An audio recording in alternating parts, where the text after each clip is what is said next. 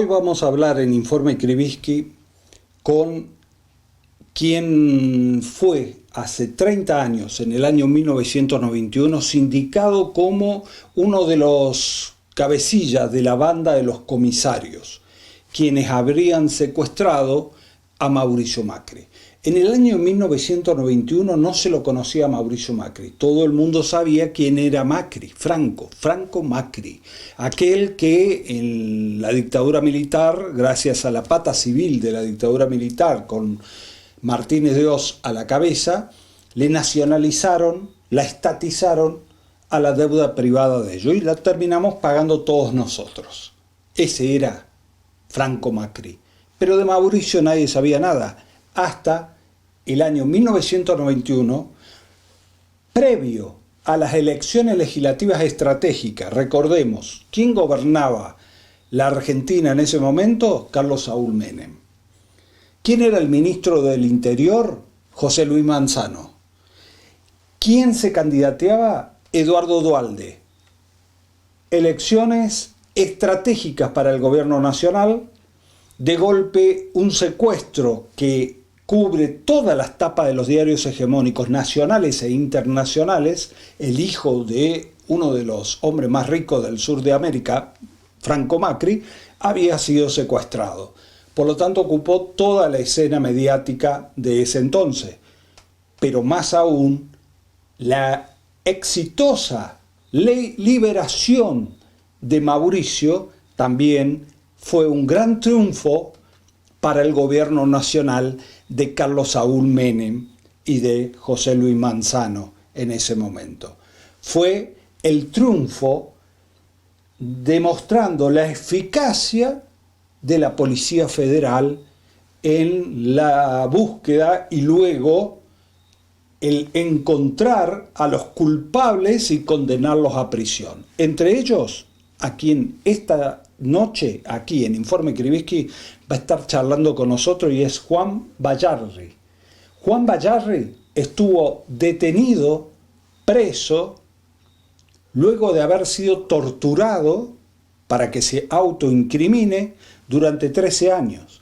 Pero el juez rebelde juez rebelde, Carlos Stornelli, lo acusó y le dio cadena perpetua. Si no fuese por la Comisión Interamericana de los Derechos Humanos, Bayarri moría, se pudría en la cárcel, en lo que ellos llamaban la tumba. Ahí lo mandó Stornelli, el fiscal rebelde.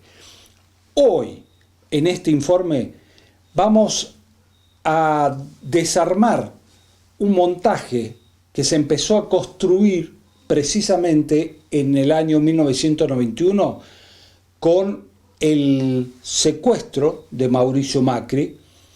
Pero antes vamos a ver unas imágenes porque este plan que se ejecutó a partir del 91 fue brillantemente exitoso,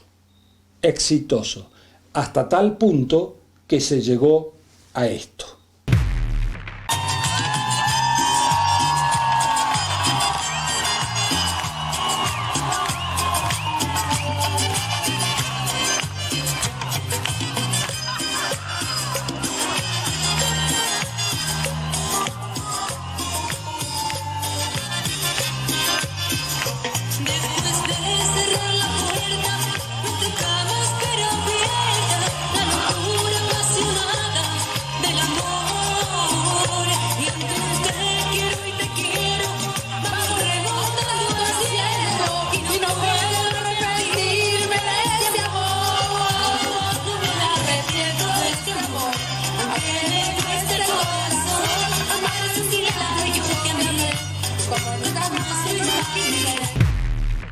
Y veías, se llegó a tenerlo a Mauricio Macri en la presidencia de la Nación bailando el día del triunfo, porque no era un triunfo electoral, era el triunfo del plan orquestado hacía 30 años atrás, en 1991. Un plan geopolítico para consolidar el neoliberalismo y la pata de aquella ex pata civil de la dictadura en democracia a través de Mauricio Macri, para implantar el neoliberalismo y consolidar el patio trasero de los Estados Unidos de Norteamérica, que viene por nuestros recursos. Así como Estados Unidos va y es un depredador mundial de los recursos naturales donde hay gas y petróleo, ellos van y hacen guerra en nombre de la democracia, de la libertad, de las repúblicas, van a apropiarse del gas y del petróleo. Bueno, aquí no necesitan venir con soldados para invadirnos y llevarse nuestros recursos naturales. Directamente usan a dirigentes políticos, a periodistas y a jueces, como lo vas a ver ahora en el transcurso de este informe. Este informe que vamos para situarnos políticamente en qué pasaba en el año 1991, más si sos joven. Diario Clarín, tapa de diario el día que lo liberan, que fue el gran triunfo menemista que se liberó a Mauricio Macri. Vemos que el contexto electoral, quién ganó las elecciones y cuáles son las medidas económicas. En la misma tapa del diario Clarín te descifra todo el plan. Ellos vinieron a poner en marcha un plan económico y lo pintaban de esta forma. Último momento. Apareció Macri esta madrugada sano y salvo. Y terminó casualmente la campaña electoral. Con este gran triunfo, triunfó el gobierno por más de lo provisto. Duhalde arrolló en las elecciones.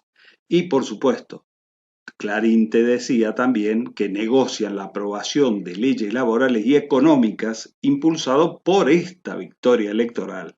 Así el gobierno acelera acuerdos con la oposición sobre flexibilización laboral y reforma impositiva. ¿Le suena?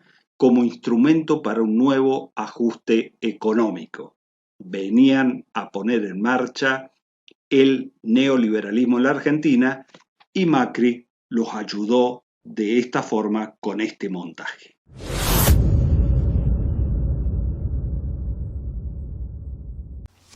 Ahora ya estamos en contexto. ¿Viste? Reforma laboral, flexibilización laboral, eso es realmente lo que ellos buscaban. El triunfo electoral del menemato aseguraba eso, y el secuestro de Macri colaboró con ese triunfo, pero a su vez fue el trampolín para ir a Boca Juniors. A partir de ahí empieza toda una construcción política hacia el futuro. El imperio, muchachos, el imperio planifica para adelante a 100 años. Nosotros estamos en el día a día y siguiendo la agenda asonzadora de los medios hegemónicos, pero ellos planifican a mucho tiempo. En el año 1991 se planificó lo que pasó en el 2015 en la Argentina. Se lo fue construyendo y esta noche te lo vamos a demostrar. Ahora vamos a entrar de lleno a dialogar con quién fue la verdadera víctima del secuestro de Macri, porque el secuestro de Macri no fue Macri la víctima. La víctima fue aquel hombre que fue torturado para que se declarase culpable no solamente del secuestro de Macri, sino se le agregaron 4 casos más por si le faltaba algo, y ahí se racen un montón de cosas. Pero este hombre, este valiente hombre que se llama Juan Bayarri, no se quebró ni por un minuto, a pesar de que vas a escuchar todo lo que le hicieron. No se quebró, siguió luchando desde adentro de la peor cárcel de la Argentina hasta llegar a la Corte Interamericana de Derechos Humanos. Todos los policías que actuaron para liberar a Mauricio Macri fueron presos después de comprobarse de que Bayarri, con quien vamos a hablar ahora, era un hombre inocente, no tenía ni una multa de auto. Cuando se comprueba eso, se comprueba que todos los libertadores no habían liberado a nadie.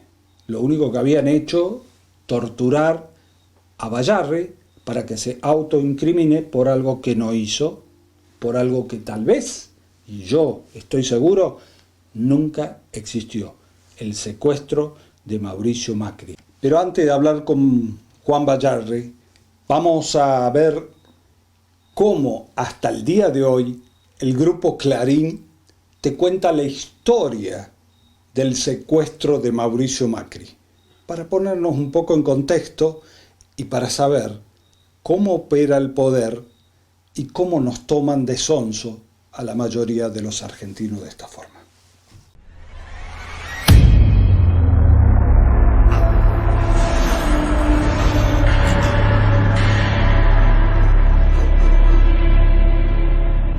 Ese momento siempre está presente. Eso es lo más espantoso. Es como que hay un daño en tu cerebro que ya quedó.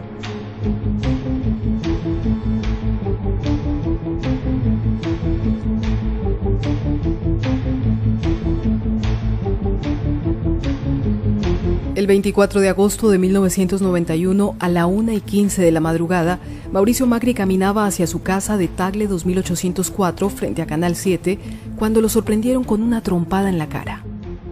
Un hombre que estaba con dos cómplices lo agarró del cuello y lo arrastró a una camioneta Volkswagen blanca. Lo maniataron con alambres y cinta adhesiva y lo obligaron a meterse en un ataúd que estaba en la camioneta. Con dos de los hombres sentados sobre el cajón, lo llevaron hasta una casona en la avenida Garay 2882, donde lo encerraron en un sótano al que llamaban La Caja. En este lugar estuvo 12 días amarrado por una cadena soldada a un perfil de hierro. Mauricio Macri tenía 32 años y era el vicepresidente del grupo SOCMA, pero todavía era más conocido como el hijo de Franco Macri. Los contactos con la familia no eran directos. Lo obligaban a grabar mensajes donde lo hacían leer los titulares de los diarios como prueba de vida. El 5 de septiembre de 1991 a las 21:30, uno de los secuestradores bajó al sótano, lo liberó de la cadena y le dio un jogging para que se vistiera. Lo metieron en el baúl de un Dodge 1500, atado y con los ojos vendados, y lo llevaron hasta un descampado cerca de la avenida de Lepiane y la cancha de Deportivo Español, donde le dieron plata para un taxi. Macri primero dio la dirección de Eduardo Costa 3030, donde vivía su padre, pero pensó en los periodistas rodeando la casa y cambió el destino. El taxi lo llevó hasta sus oficinas de Florida y Paraguay, donde llamó a la familia. Lo fueron a buscar y llegó a la casa de su padre metido en un baúl de un Peugeot 605. Luego, se enteró de que 2 días antes su padre había pagado $6 millones por el rescate. Mauricio Macri fue a reconocer el lugar donde había estado cautivo. Hablaba con el que me cuidaba a mí, hablaba de fútbol, de la vida, de las cosas que nos habían pasado a todos, de qué trabajaba yo. ¿Tuvo temor en algún momento por perder la vida? Estuve en algún momento por perder la vida, no sé, pregúntele a ellos, yo estoy vivo. 2 meses después, la Policía Federal desbarató a la banda de los comisarios, autores del secuestro. En una casa de la esquina de Constitución y La Rioja apareció parte del rescate, más de $2 millones. Y allí encontraron el ataúd donde habían encerrado a la víctima.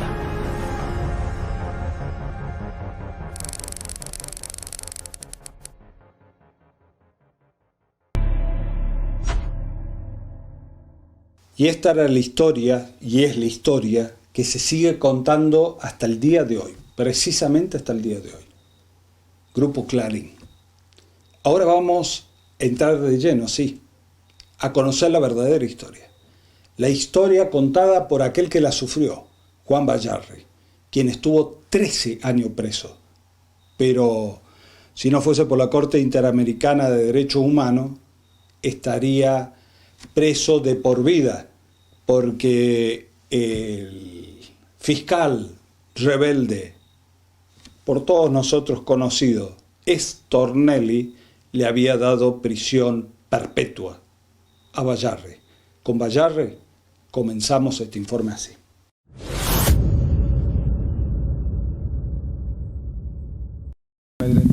demostrándome que hace varios meses, sino años, que sabía mis movimientos, que sabía mis cosas, que sabían qué hacía, pero igualmente en todo momento mostraron mucho respeto, dijeron que lamentaban tener que hacer esto, porque sabía que yo era un tipo sano y que trabajaba, y que mi familia era de trabajadores, pero que bueno, que la vida a veces nos pone de distintas veredas. O sea que el trato muy amigable. ¿Cuándo te dijeron que ibas a ayudar a Mauricio? ¿De secuestro? ¿De político económico? No les puedo precisar.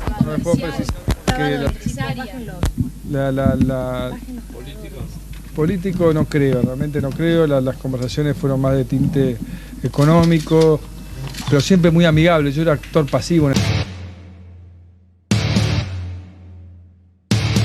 Muy buenas noches, señor Juan Bayarri. Un gusto que esté en Informe Krivitsky. Buenas noches, Alejandro Krivitsky. Es un placer la entrevista que me está ofreciendo, de llegar a la verdad, de revelar toda esa verdad que se oculta. Usted me habla de la verdad que se oculta y a mí quiero que nos cuente de qué se trata la verdad que está ocultada, así la liberamos, porque parece que ha sido secuestrada. Pero antes quiero hacerle una pregunta, porque estaba chequeando información y veo que no hace mucho tiempo, en un spot, el expresidente Mauricio Macri dice y afirma en ese spot que usted, Juan Bayarri, lo secuestró y lo ahorcó en la camioneta donde lo había secuestrado y casi lo mata. ¿Fue así? Yo volví a casa tarde de jugar las cartas y me pegaron una piña que volé, caí al piso y ahí me levantaron y vi que había una furgoneta enfrente, esas Volkswagen viejas, que se abre la puerta así, costado, y me van a meter. Y cuando me van a meter, yo ahí me di cuenta que era un secuestro. Y uno que yo creo que se llama Bayarri me empezó a ahorcar de atrás para que yo afloje con las piernas y casi me mata.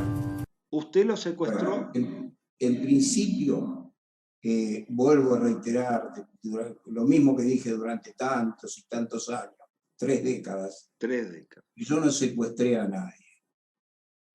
También digo de que Mauricio Macri, cuando tuvo que hacer reconocimientos sobre los autores de ese supuesto hecho, supuesto que entienda la persona que ve estos programas, la audiencia, de que tengo mis dudas de que haya ocurrido el secuestro, pero, más que dudas, pero de haber sido así, es inexplicable que a esta altura de los acontecimientos 30 años. Pueda, claro, al cabo de 30 de su años. liberación este último fin de semana. Así es. Supuestamente esa liberación habría sido el 5 de septiembre de 1991. Justamente ahora son los 30 años. Si no me reconoció nunca, ni en sede judicial, ni en ningún lado, fundamentalmente porque no tuve nada que ver,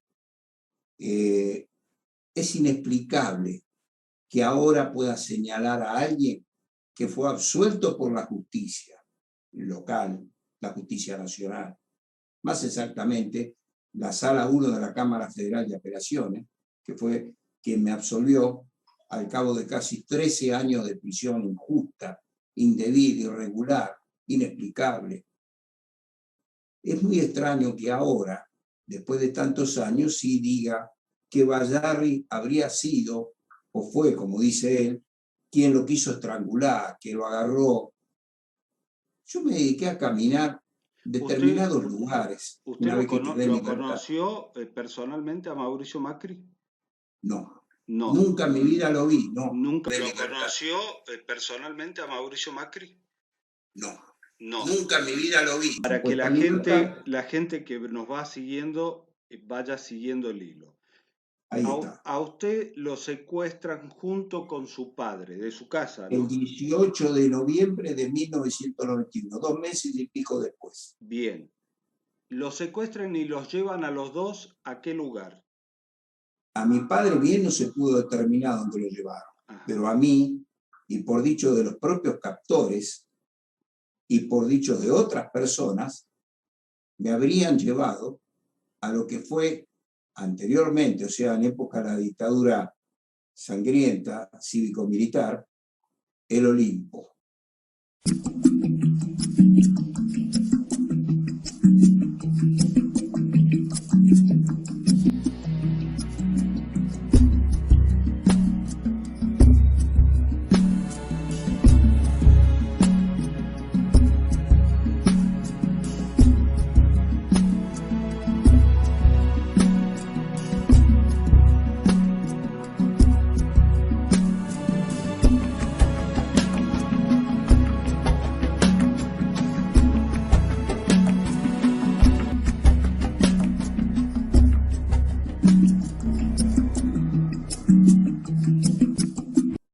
Que era un lugar en Capital Federal, una dependencia de la Policía Federal. Bien. Ahí usted es torturado. Ahí usted es torturado. Torturado durante 3 jornadas consecutivas. ¿Y para qué? Aplican eléctrica, sí. Me hacen el submarino seco, que consiste en poner una bolsa plástica en la cabeza hasta perder la respiración, y la acompañan con golpes con las manos abiertas en los oídos. Eso, y quizá un golpe de puño directo que me dieron en el oído derecho, me causó el estallido de tímpano. Le reventaron. De rostro. Sí, me tuvieron que poner, me hicieron una tímpanoplastía en condición de preso, con todo lo dificultoso que es eso.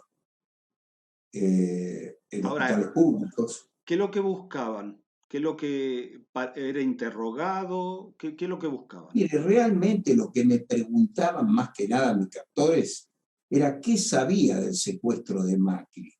O sea, no solamente, yo llegué a esta conclusión, de que no solamente se tortura para poder, digamos, dilucidar un hecho delictivo, en este caso el secuestro, sino también para ver si hay alguien que pueda conocer una verdadera trama del hecho y silenciarlo.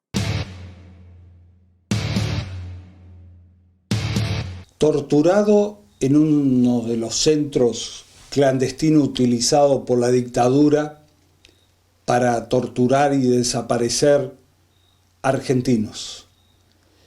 Fue secuestrado, torturado, sufrió picana, submarino seco, le revientan el tímpano.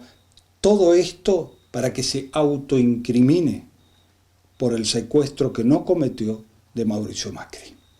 13 años preso y era inocente. Eran elecciones en ese tiempo. Sigamos poniendo y ubicándonos en el contexto. Elecciones, Menem presidente. Había que crear este secuestro. Había que crearlo porque iba a tener un efecto victorioso y ganaban todos. Ganaban los que habían orquestado el plan de secuestro de Mauricio Macri, y eso también le daba un triunfo al menemato en el poder. Todo para que en la Argentina se instaure un modelo económico como se instauró durante el menemismo disfrazado de peronismo, y hasta se llegó al punto de la flexibilización laboral y se privatizaciones por todos lados, casi nos privatizan hasta el aire. Todo esto está dentro de ese contexto. Con Bayarri vamos entrando en esta trama y la vamos desarmando de esta forma.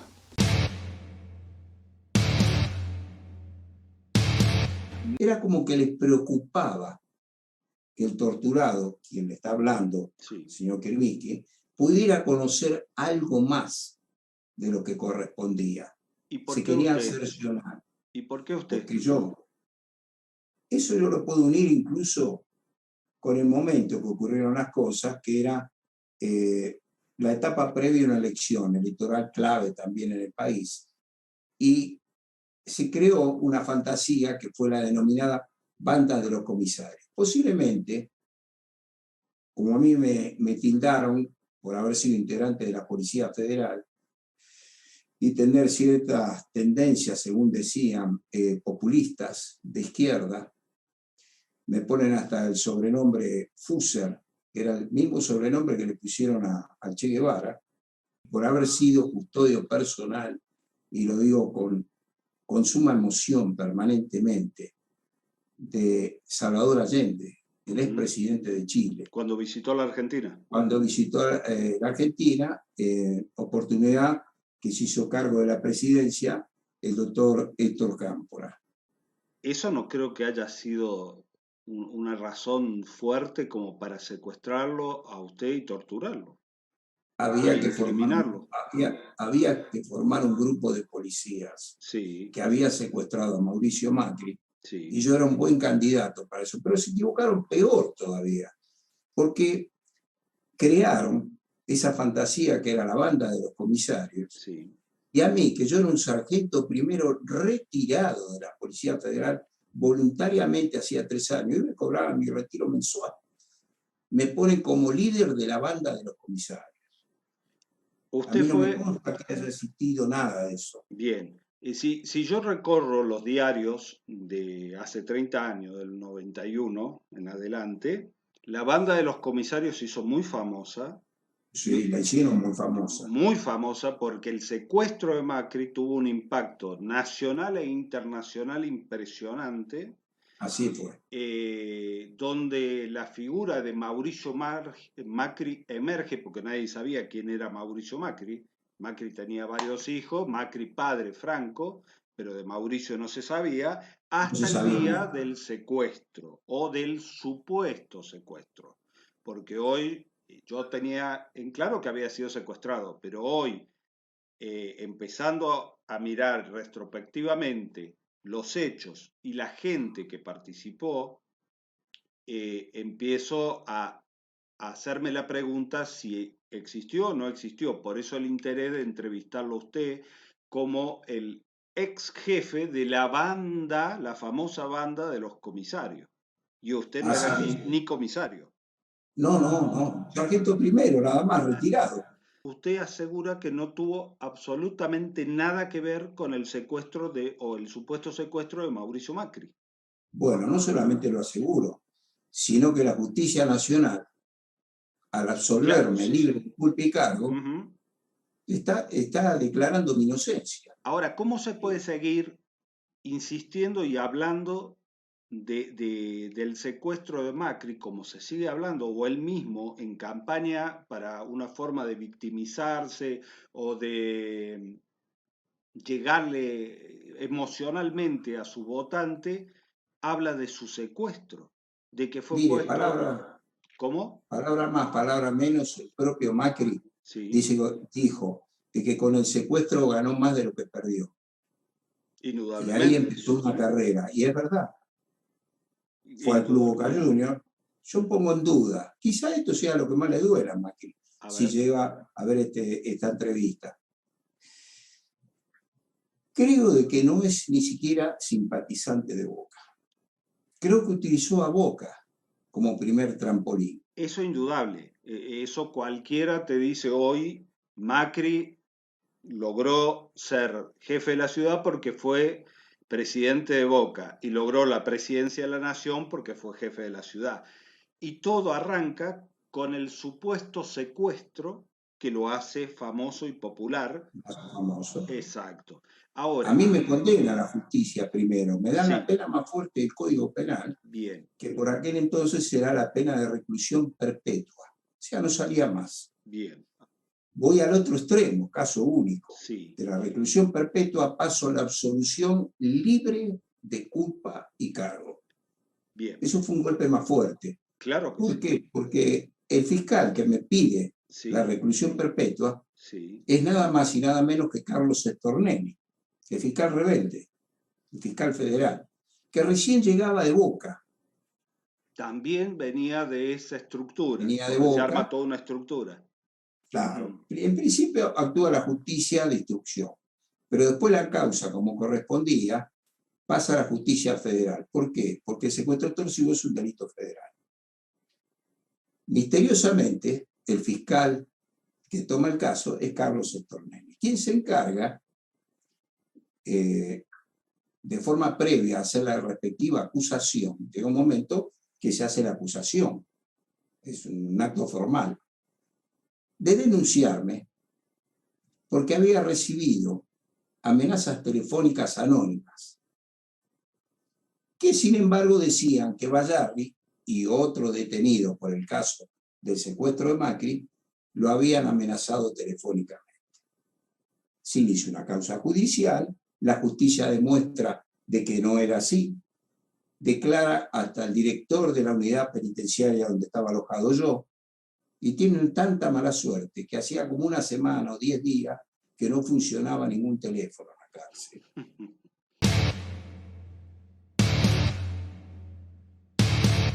Qué desilusión para los hinchas de Boca saber que Mauricio Macri tal vez no era ni hincha de Boca, que solamente necesitaba la estructura de Boca Junior, por lo popular que era. Si ganaba Boca Junior, iba a ganar la ciudad. Si ganaba la ciudad, iba a ganar la presidencia. Y en torno a él vamos viendo que desde el año 91, los policías que actuaron en el año 91 son los mismos que lo acompañan a Boca Junior. Ahí se le suman los que después pasan a ser los jueces, fiscales, amigos de la mesa judicial de Mauricio Macri, y van construyendo poder, un poder en la Argentina. De Boca Juniors a la ciudad, de la ciudad a la presidencia. Stornelli es el que acusa a Bayarri de prisión perpetua. Ahora, llegan hasta tal punto que habían secuestrado al padre de Bayarri, para presionar también, si faltaba más que la tortura, presionarlo más a Bayarri. Pero lo hacen entrar en escena también y le hacen devolver parte del dinero del secuestro de Mauricio Macri. Todo esto te lo cuenta Bayarri de esta forma. ¿Durante la tortura a usted le piden que se autoincrimine? Llega un momento que tienen que blanquear la situación. De ese lugar donde siempre estuve con los ojos vendados, pero desnudo totalmente y empotrado, atado a una, yo creía que era un catre, me llevan después de 3 jornadas, me llevan en una camioneta, y después de transitar un rato, me sacan el vendaje, me empieza a salir sangre de acá del entrecejo y del oído, la cara toda desfigurada, me llevan al Departamento Central de la Policía Federal. Me conducen ahí, y ahí es donde me hacen firmar, redactar y firmar unos papeles donde yo me hacía cargo no solamente del secuestro de Mauricio Macri, sino que encima me agregan 4 secuestros más. Hay 8 detenidos al momento, a saber, Juan Carlos Bayarri. Los hechos investigados.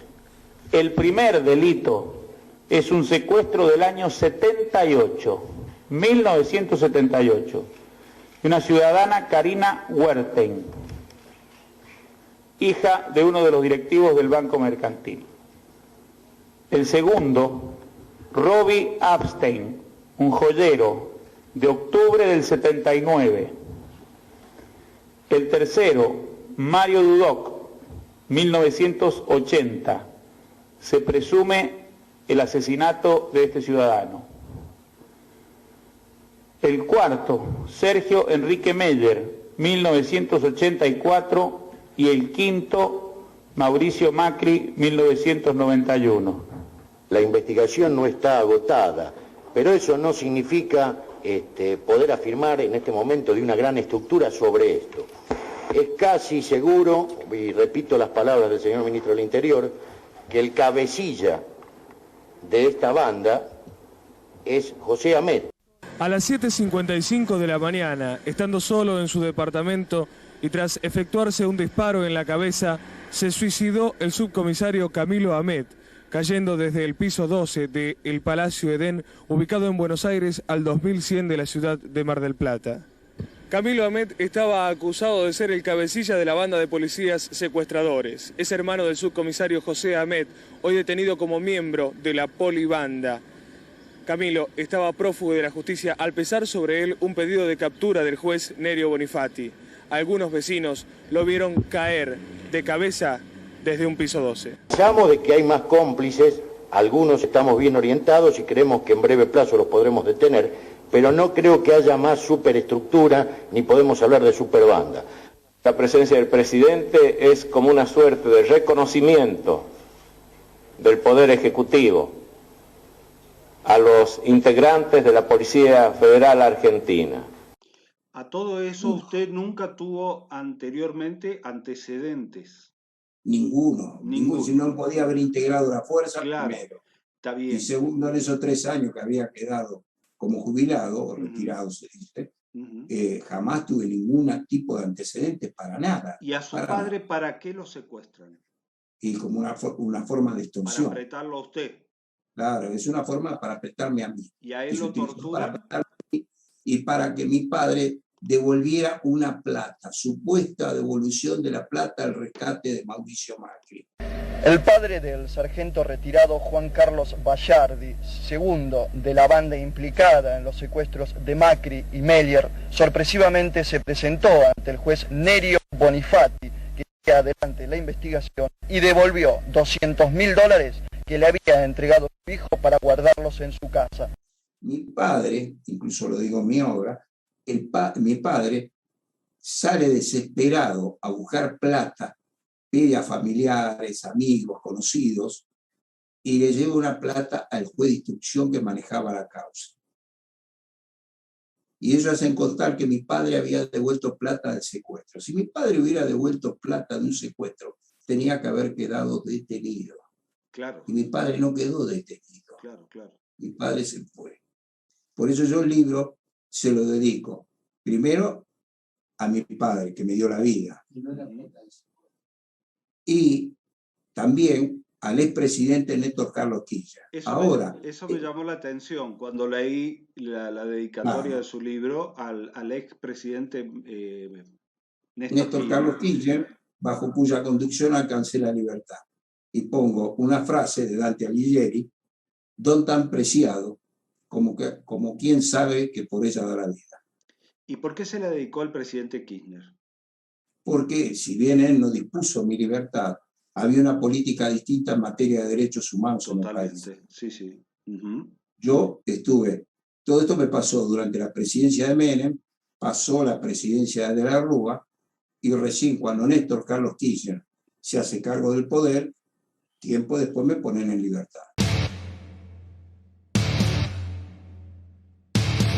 Si todo esto hasta ahora te parece fuerte, te parece de ciencia ficción, te vas a sorprender mucho más por lo que viene ahora. Porque ¿quién fue el que llevó los supuestos 6 millones de dólares, o tal vez sí se lo sacaron a Franco a los 6 millones de dólares, para los captores? ¿Quién fue? ¿Y por qué no lo secuestraron a él también? Te vas a enterar ahora. Ahora también te vas a enterar qué tiene que ver todo esto con la bolsa que le encontraron a Felisa Micheli en el Ministerio de Economía, que le costó el Ministerio de Economía en pleno gobierno kirchnerista. Esa mujer que había sido muy exitosa en el manejo del Banco Nación, un banco que daba pérdida, lo había levantado, lo reconstruyó, lo puso competitivo, y era la primera mujer que llegaba al Ministerio de Economía. Y la escracharon hasta el día de hoy, terminó su carrera mediática, política, todo. ¿Qué tiene que ver todo eso con el secuestro de Macri? Escucharlo atentamente.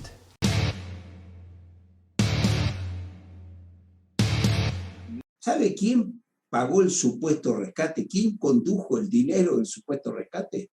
espere, o Nicolás sea, Caputo, Nicky Caputo, el Nicky, amigo de la el infancia gran amigo de Macri. de Mauricio Macri, llevó el dinero. Bueno, a ver, está bien. Supongamos, Ya sobrepasa todos los cálculos. sobrepasa todo, sí, cada vez me sorprende más esto. Pero, a ver, yo lo tengo a Franco, padre, Sí. que es el que paga el rescate en la historia oficial. Y Sí, Caputo porque, tal vez se ofreció como amigo de la infancia de Macri a trasladar el dinero a bien, los captores. ¿sabe dónde fue el supuesto pago de rescate? ¿A dónde? En la isla Maciel, ¿Por qué? en Dock Sud, Avellaneda, Sí, a pocas cuadras del Riachuelo. Un lugar, sin ser despreciativo con la gente que sí, sí, habita sí, ahí, sí. que me merece el mayor de los respetos. Un lugar que era muy peligroso para la época. Pegado a la cancha de San Telmo, un equipo de categorías bajas del fútbol argentino, ahí dice que pagaron el rescate, que dejaron el dinero, que eran 6 millones de dólares, sí, en el baúl de un coche de alta gama, lo dejó Nicky Caputo con un chofer. Y que por indicación de los secuestradores, se dieron media vuelta y caminaron hasta el Riachuelo, que hay como, no sé, 6, 8 cuadras, para cruzar en bote a Capital Federal. ¿Usted se imagina una persona como Nicky Caputo caminando por ese lugar? El peligro que hubiera corrido, ese auto con bolsones, con la suma de 6 millones de dólares, dejarlo ahí. Lo hubieran secuestrado a Nicky Caputo también, que era un hombre de una fortuna incalculable, ¿no? Un hombre muy adinerado. ¿O eran tan torpes los secuestradores? Y hay dos bandas de los policías. La banda víctima, que la encabeza usted, porque tuvo 13 años preso injustamente, siendo no hubo puerta giratoria. No hubo puerta giratoria. Y los que supuestamente lideraron la liberación de Macri fueron los que después fueron acusados por haberlo secuestrado a usted y terminaron presos. Y responsables de una condena contra el Estado argentino por parte de la Honorable Corte Interamericana. Y a pesar de haber sido condenados también a nivel local, no cumplieron las condenas. Está ocurriendo como los condenados por delito de lesa humanidad, que van muriendo por la edad que tienen, por razones, claro, por diversas razones. Sí. Ahora, en el caso puntualmente, mueren con todos los honores, con estado policial, con obra social. ¿Usted se refiere a Blasic? A Sablich. A Sablich. A Sablich, por ejemplo. ¿Qué cargo ocupaba Sablich? Bueno, Sablich, en el momento que se lleva a cabo el secuestro en perjuicio de mi padre y mío, era el tercer jefe de la división de fraudaciones y estafas. Le explico para su conocimiento que el tercer jefe de una dependencia de esas características es el jefe operativo. Bien. Es lindo como contrabandista tener un compinche ahí adentro, ¿no es cierto? Sí. Y también el jefe de la dependencia. Lógico. Puede resultarle familiar algo que le voy a decir ahora. A ver. El jefe de la dependencia era el comisario, fallecido también ya, Vicente Luis Palo. El hijo de él es el que encuentra, entre comillas, una bolsa con dinero en el despacho de la ministra de Economía, Felizardo. Micheli.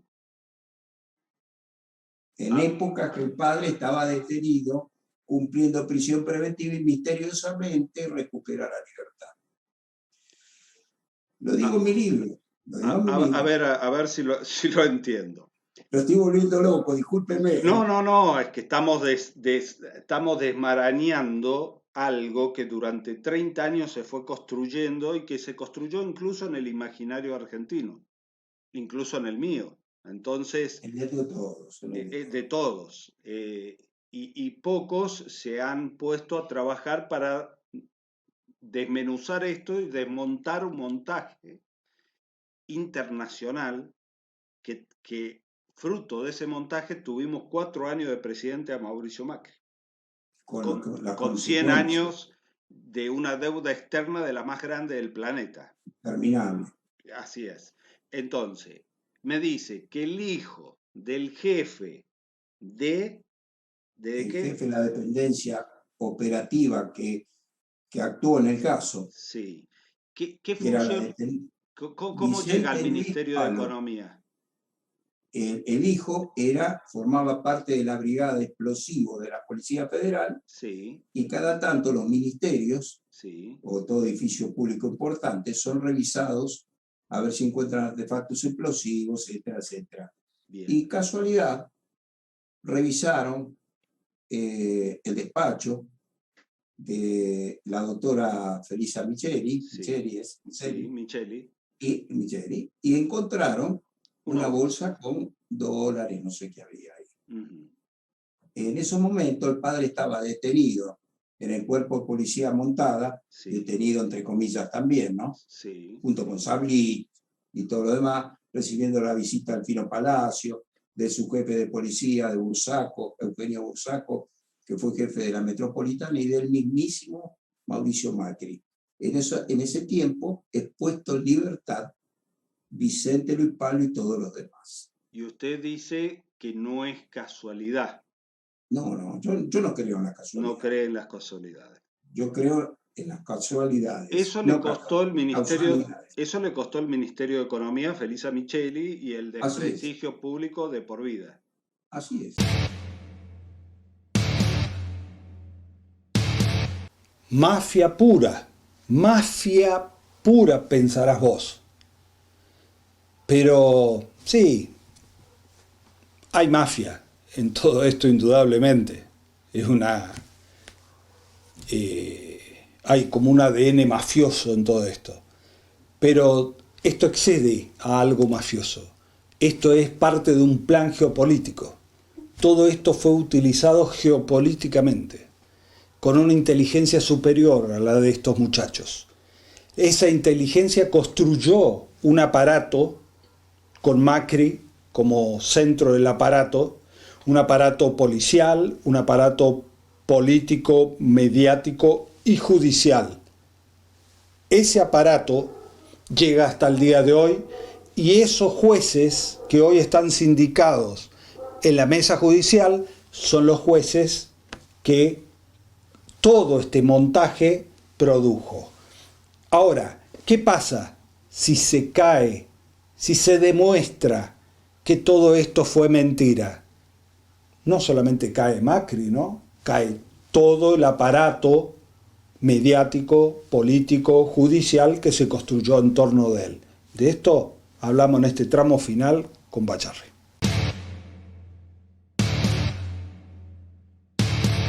Existe la causa de Bacharri, que fue torturado, que fue encarcelado injustamente, que era inocente, y hay culpables de la tortura y de la integrantes de la Policía Federal, la antigua institución. Todos integrantes de la Policía Federal.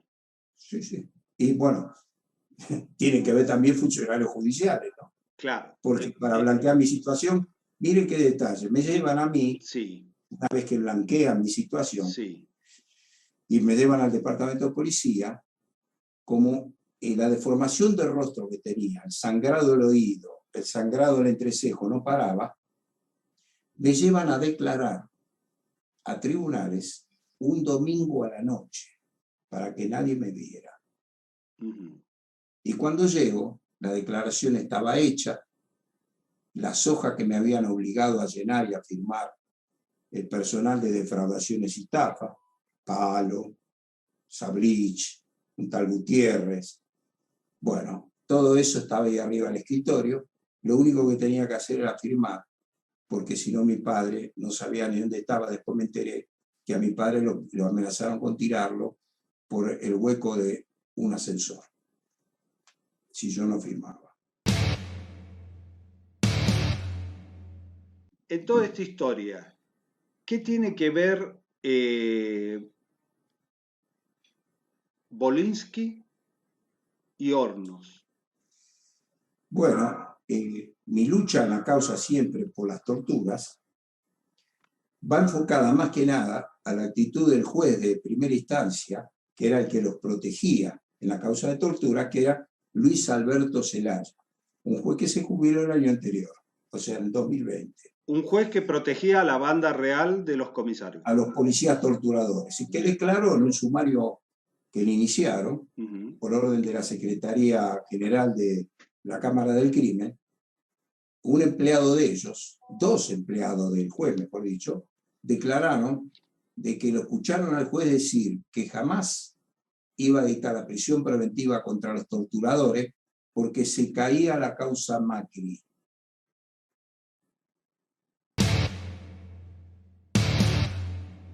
Y la Cámara Federal había dicho de que era evidente que Bayarri había sido torturado. En la denuncia pongo que esa misma sala es la que salva a los Macri por la causa de contrabando de autopartes. La de Sebel. Claro, esa causa. Entonces no podían intervenir. Bueno, muy bien. La sala, como estaba integrada después y hasta la actualidad, lo era y es por Mariano Boriski, este juez tan cuestionado que iba a jugar al tenis con Macri.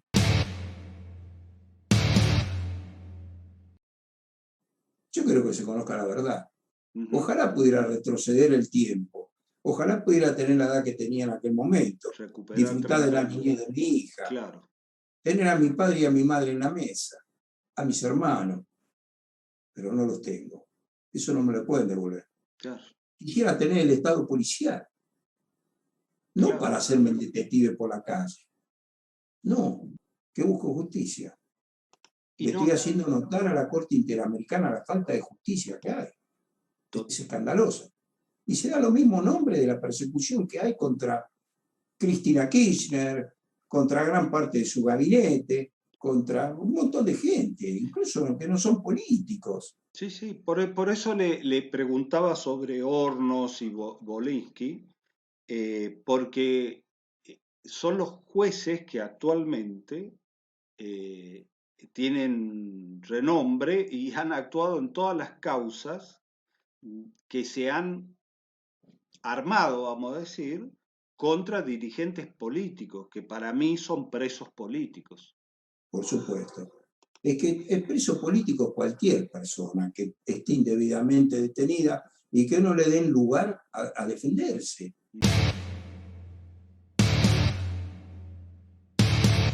Si no existió realmente el secuestro, ¿sí? Que usted afirmaría que no existió. Bueno, mi creencia, mi convicción es que no existió. Pero aparte me baso también en lo que me dijo un consorte de causa, en lo que dijo Diego Armando Maradona, en el decir de los propios periodistas que actuaron en ese momento. Sí. Son las cosas raras que se puntualizaron anteriormente en el programa, elevado programa. Porque yo solamente con hablar con usted y escuchar ciertos nombres, ciertos personajes, ciertos datos que me da, y como acá en la Argentina parece que todo tiene que ver con todo, yo empiezo a decir, bueno, esto fue un montaje de película. Ahora, o por lo menos una protección de película. Por lo menos. ¿Para qué protegían? No sé qué protegían. Para mí promovieron algo. Un producto que se llama Mauricio Macri. Porque el juez de la causa de torturas exclama delante de sus empleados, los empleados lo denuncian. Sí. Primero dice, a Bayarri le dieron para que tenga y guarde. Y después dice, pero yo no le voy a dar la prisión preventiva a los autores de la tortura, porque si no se cae la causa Macri. ¿Y cuál era el problema que se cayera la causa Macri? Cortaba el camino a la carrera política. Claro, porque si esto queda evidenciado que fue un gran montaje, una gran mentira, se acabó Macri. Al instante. Ahora, ¿usted cree que Macri tiene la inteligencia como para diseñar ese secuestro? No tiene esa inteligencia. Y sí, sabemos todos ahora que lo conocemos bien, lo conocemos a Mauricio Macri, de que Macri no tiene la inteligencia ni la capacidad para idear un plan como este. No lo tiene. La inteligencia es supranacional. La inteligencia que actúa y actuó en todo este proceso desde el año 91 hasta hoy es supranacional, es más allá de nuestra frontera. Recordemos que el plan es un plan geopolítico. El plan es adueñarse de las riquezas argentinas, en lo que ellos consideran el patio trasero de los Estados Unidos de Norteamérica. Todo esto que te acabamos de contar, todo esto que acabas de escuchar de la misma boca, de la palabra de aquel que fue acusado, señalado, preso durante 13 años por un secuestro que dudamos mucho que haya existido, simplemente es para poner en marcha lo que hoy vamos a tener que pagar. Una deuda a 100 años externa, el neoliberalismo y la derecha instalada como marines de ocupación en nuestra república, en nuestra patria, son los intereses que vienen por nuestras riquezas naturales, por nuestro petróleo, por nuestro gas, por nuestro agua. Somos una de las reservas del agua del mundo, por nuestro litio, que es el combustible ya casi ahora y del mundo por venir, vienen por todos ellos y necesitan cipayos. Cipayos eran aquellos indios que ayudaban al Imperio Británico en la India colonial. Eso eran los cipayos. Acá, esta banda es una banda de cipayos. Cuando ahora los vimos gobernando, no nos queda más duda que ha sido un gobierno vendepatria y de cipayos, ayudando al imperio. Hasta tal punto que el fino palacio, reconocido por el mismo Mauricio Macri, fue recomendado por la Embajada de los Estados Unidos y por la Embajada de Israel para formar la metropolitana.